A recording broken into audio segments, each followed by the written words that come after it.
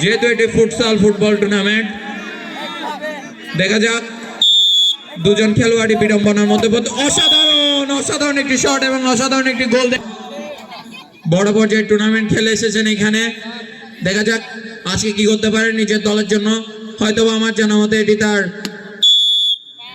Home team. অসাধারণ একটি গোল রাসেলের কাছ থেকে দেখতে পেলাম, নিজের অভিজ্ঞতার প্রমাণ দিয়েছেন আজকের এই টুর্নামেন্টে এসে।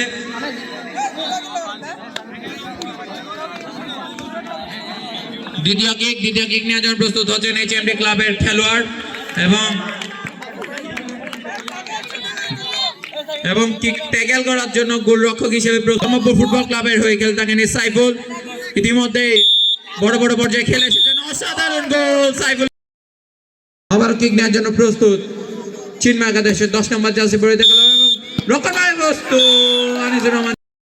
আবার কিক নেওয়ার জন্য প্রস্তুত এইচএমডি ক্লাব আজিমনগর এবং বারবারান্তে নাহিয়ান। অসাধারণ একটি সেভ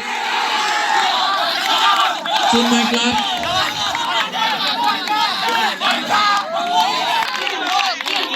দারুণ উত্তেজনা দেখতে পাচ্ছি আমরা চিন্ময় ক্লাবের দর্শকদের কাছ থেকে। আসলে খেলার প্রাণ দর্শকদের এরকম দর্শকদের কারণেই শাহনগর প্রগতি সংঘ প্রতিবার এরকম বড় পরিসরে তাদের ক্রীড়া আসর আয়োজন করে থাকেন। আবারও কিক নেওয়ার জন্য প্রস্তুত চিন্ময় ক্লাব।